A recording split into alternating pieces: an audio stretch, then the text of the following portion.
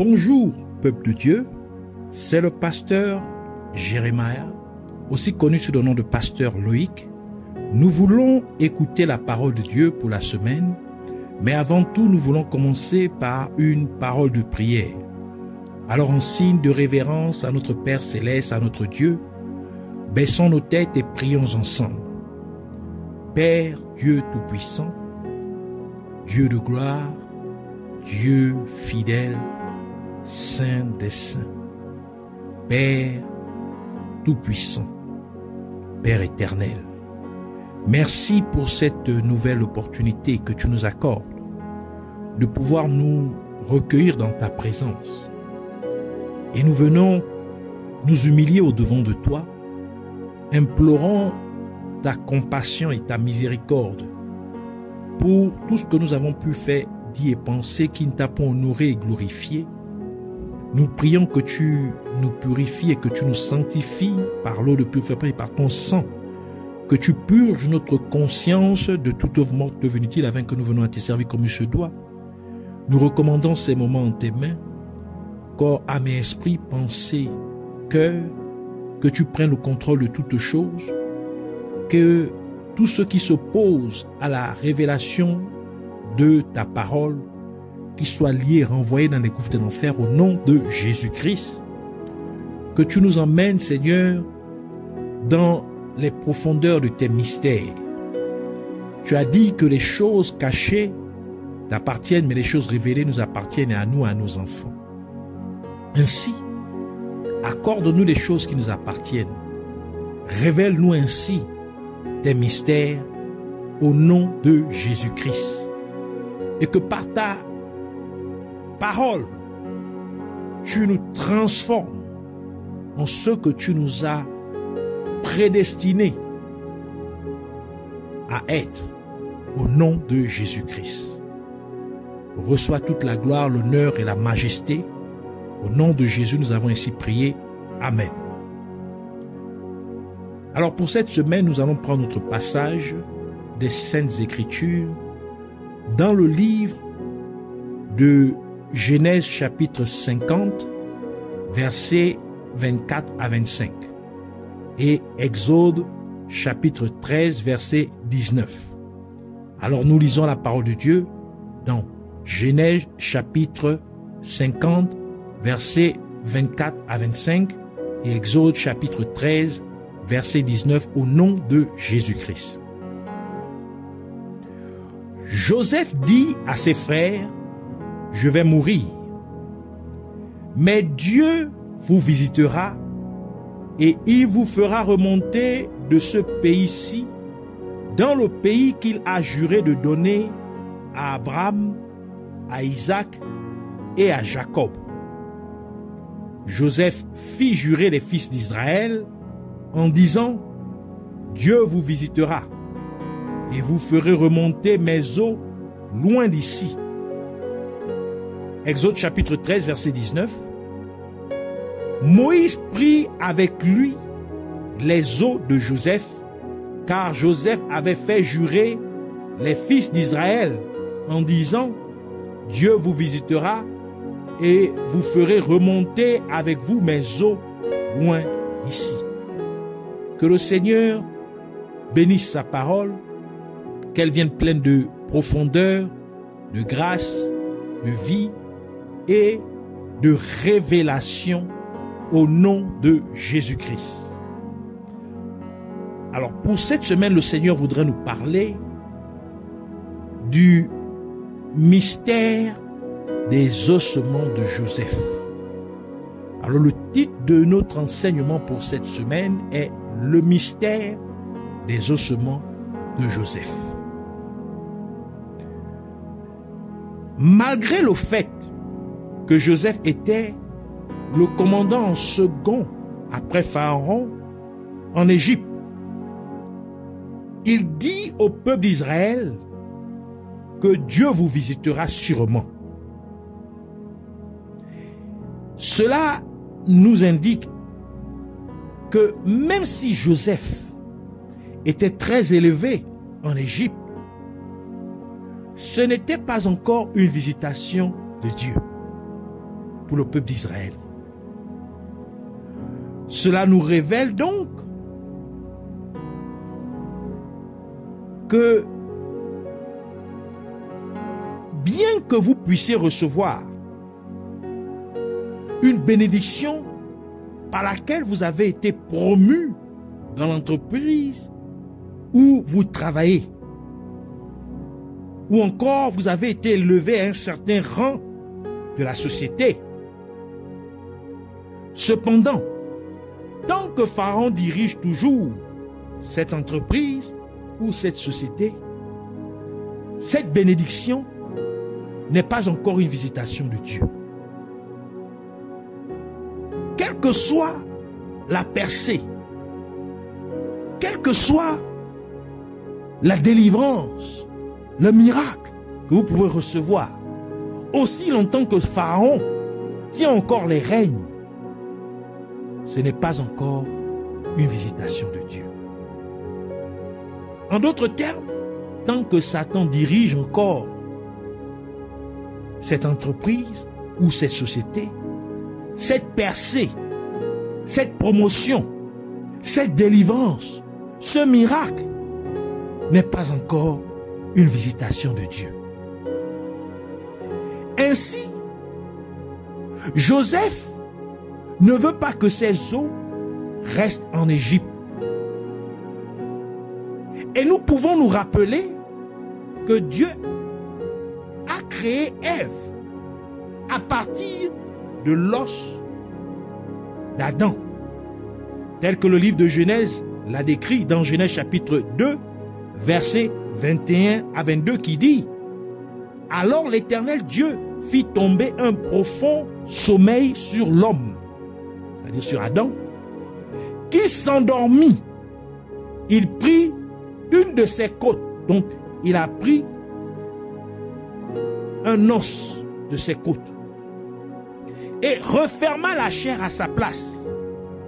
L'Éternel Dieu forma une femme de la côte qu'il avait prise de l'homme, et il l'amena vers l'homme. Et parce que Ève a été créée à partir de l'os d'Adam, Adam a ainsi dit ce qui suit quand il vit Ève. Genèse chapitre 2 verset 23. Et l'homme dit: voici cette fois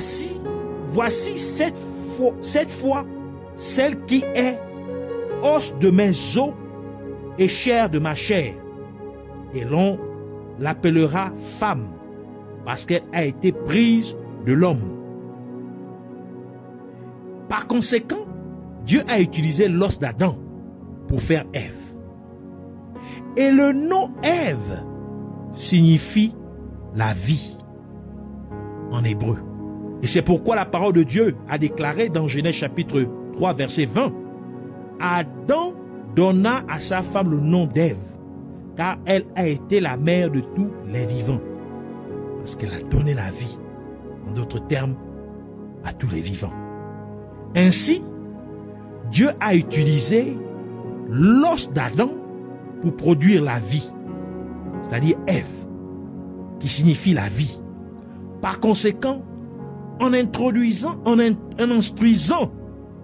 au peuple d'Israël de prendre ses os avec eux lorsque Dieu les ferait sortir d'Égypte vers la terre promise, Joseph était en fait en train de prophétiser au peuple d'Israël que Dieu les amènerait dans un nouveau pays, dans une nouvelle terre, où ils vivraient une nouvelle façon de vivre. En d'autres termes, ils vivraient dans une nouveauté de vie.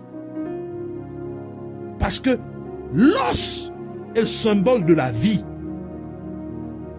Et c'est encore une prophétie de la nouveauté de vie que le croyant recevrait en Jésus-Christ. Car Moïse, qui était censé faire sortir le peuple d'Israël d'Égypte, est une représentation de Jésus-Christ, qui nous ferait sortir de ce monde, car l'Égypte du temps de Moïse est une représentation du monde. Ainsi, Jésus-Christ nous amènera dans notre demeure céleste. Et cela était ainsi représenté dans l'Ancien Testament par Canaan. Donc Canaan, la terre promise, représente notre habitation céleste, notre terre promise, la terre promise du chrétien.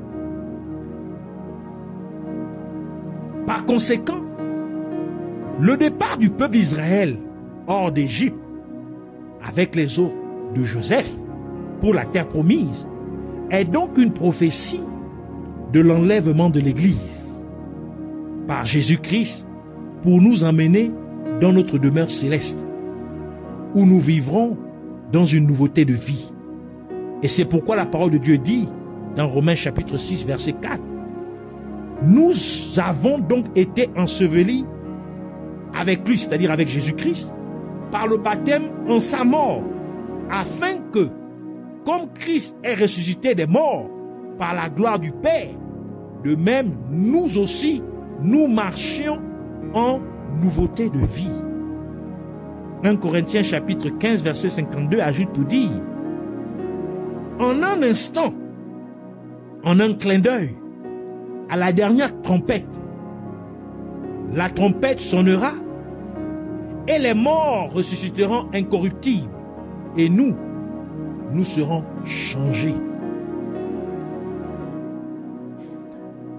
Le départ du peuple d'Israël vers la terre promise avec les ossements de Joseph, c'est donc prophétiser que Dieu veut se faire un nouveau peuple, une nouvelle génération de gens qui lui ont donné leur vie en acceptant Jésus-Christ comme leur sauveur et Seigneur.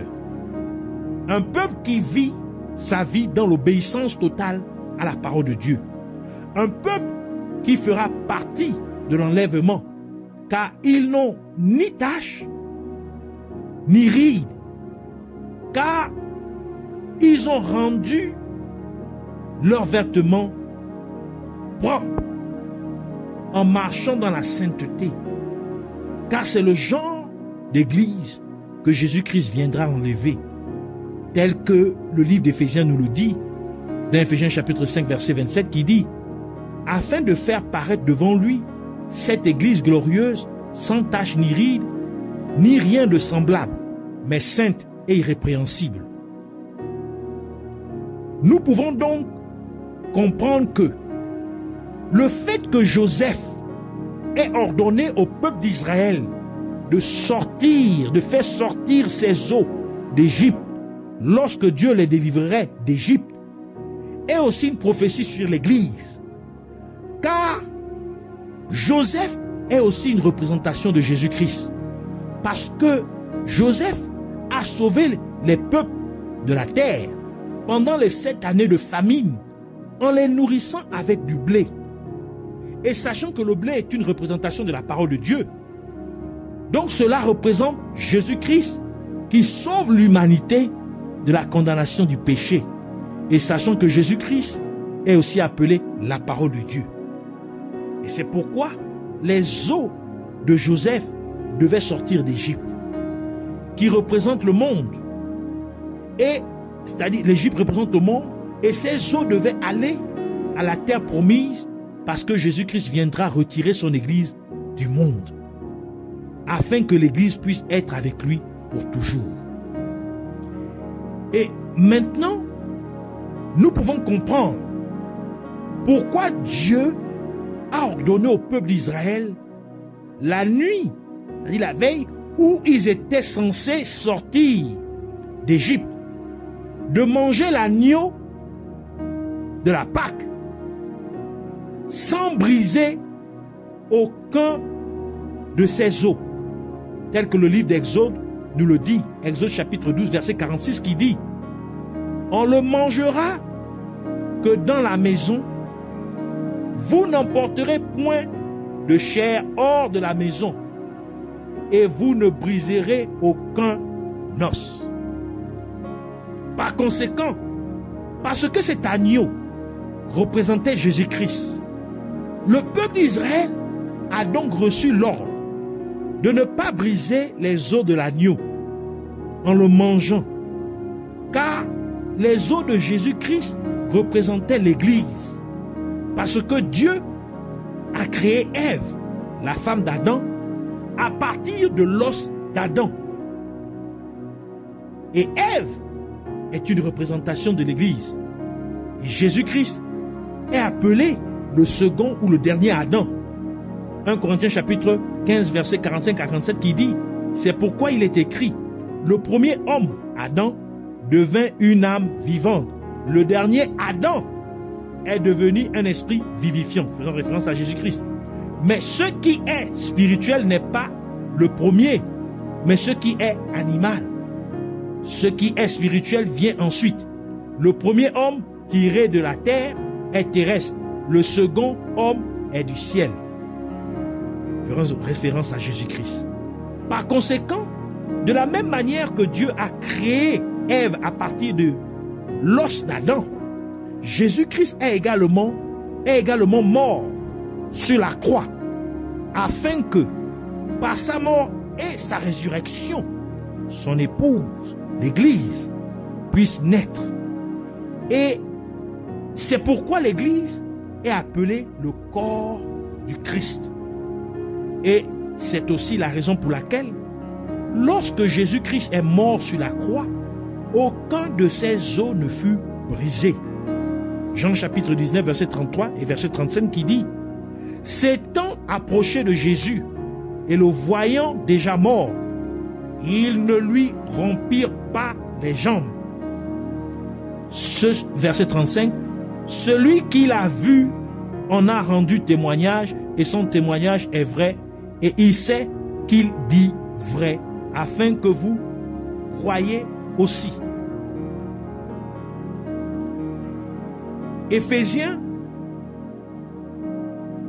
chapitre 1 verset 22 à 23, il dit: il a tous mis sous ses pieds et il l'a donné pour chef suprême à l'Église qui est son corps, la plénitude de celui qui remplit tout en tous. Tout cela, c'est pour nous dire que l'Église ne doit pas rester dans le monde, mais que l'Église doit sortir du monde pour aller dans sa demeure céleste. Et c'est pourquoi Jésus-Christ a dit ce qui suit à propos de son Église. Jean chapitre 15 verset 16, Jean chapitre 17 verset 16 qui dit: ils ne sont pas du monde. C'est Jésus qui parle ici.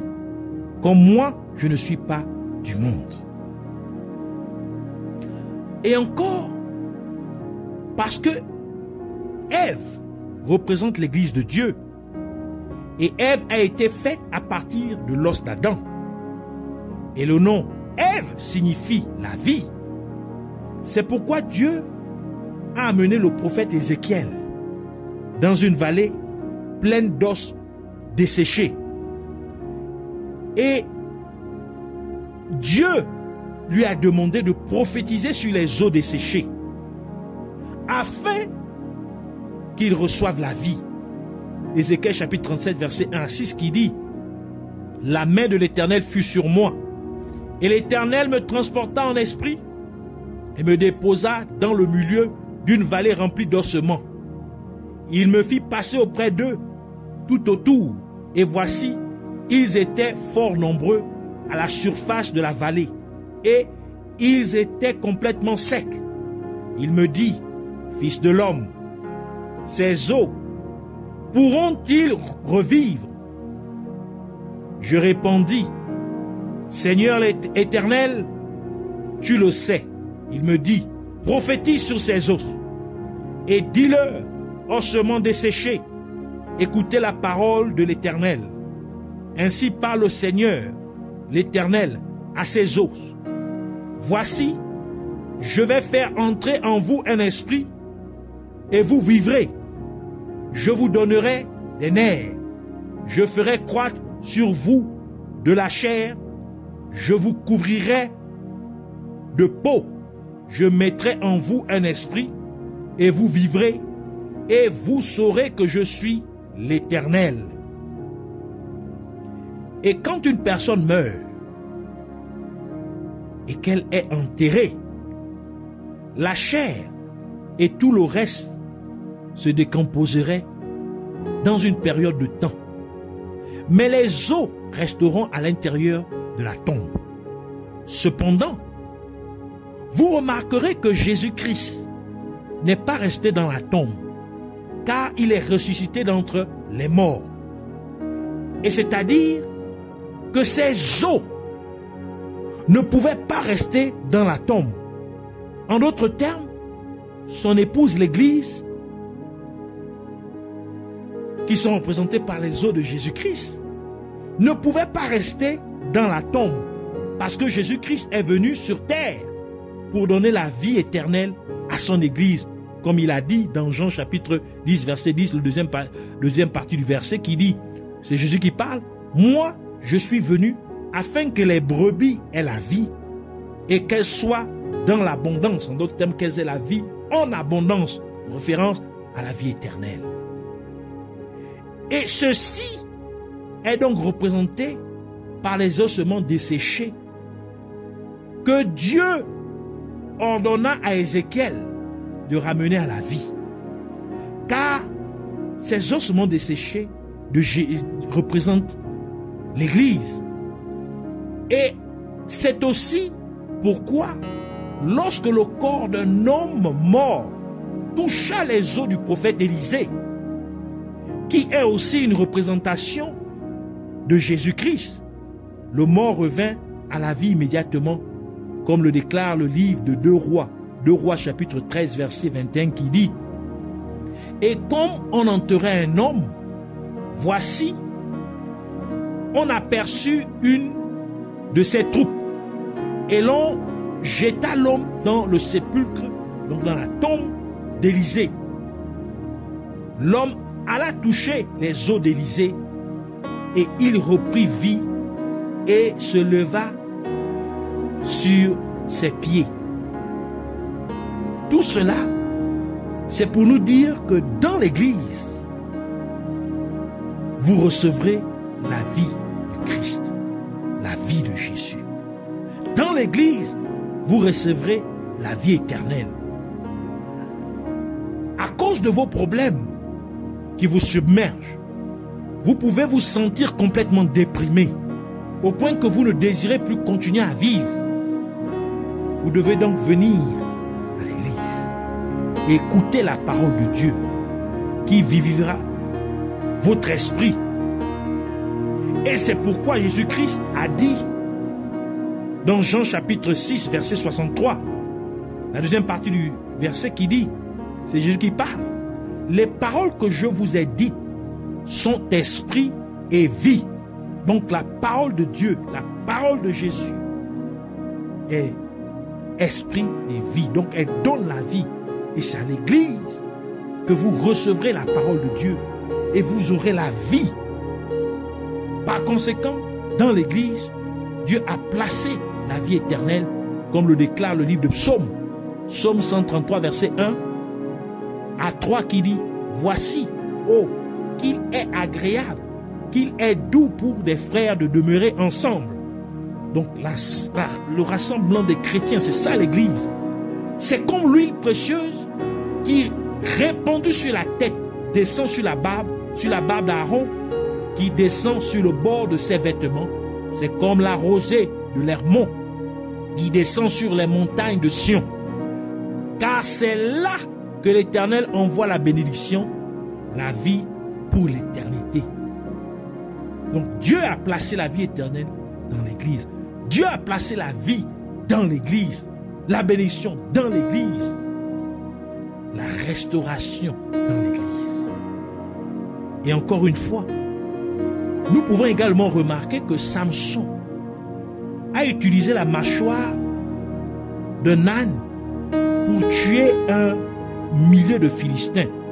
Donc l'os, il a encore utilisé l'os pour tuer un millier de Philistins, tel que décrit dans le livre de Juges, Juges chapitre 15 verset 16 qui dit, « Et Samson dit, avec une mâchoire d'âne, un monceau, 2 monceaux, avec une mâchoire d'âne, j'ai tué 1000 hommes. » Et l'on peut rappeler que la mâchoire de l'animal offert à Dieu était réservée au sacrificateur ou au souverain sacrificateur. Et nous savons que Jésus-Christ est notre souverain sacrificateur, comme le déclare la parole de Dieu dans Hébreux chapitre 4, verset 14, qui dit « Ainsi, puisque nous avons un grand souverain sacrificateur qui a traversé les cieux, Jésus, le Fils de Dieu, demeurant ferme dans la foi que nous professons. » Cela nous révèle à nouveau que cette mâchoire représente les os de Jésus-Christ. En d'autres termes, elle représente l'Église de Jésus-Christ. D'où le fait que Samson ait utilisé la mâchoire de l'âne pour tuer un millier de Philistins. Cela veut donc nous dire que lorsque vous servez Dieu faisant partie de l'Église de Jésus-Christ, vous avez autorité sur vos ennemis et vous les vaincrez. C'est pourquoi Jésus-Christ a dit dans Matthieu chapitre 16 verset 18 « Et moi, je te dis que tu es Pierre, et que sur cette pierre je bâtirai mon église, et que les portes du séjour des morts ne prévaudront point contre elle. » Et la parole de Dieu ajoute aussi dans Psaume 91 verset 7 que 1000 tombent à ton côté et 10 000 à ta droite, tu ne seras point atteint. C'est ici la révélation sur le mystère des ossements de Joseph qu'il demanda qu'il puisse être emmené dans la terre promise. Ce n'est pas une adoration sur les reliques comme certains peuvent penser ou certains enseignent. Ça n'a rien à voir avec cela. C'était un geste prophétique faisant allusion à l'Église, à l'enlèvement de l'Église, à la sortie de l'Église du monde.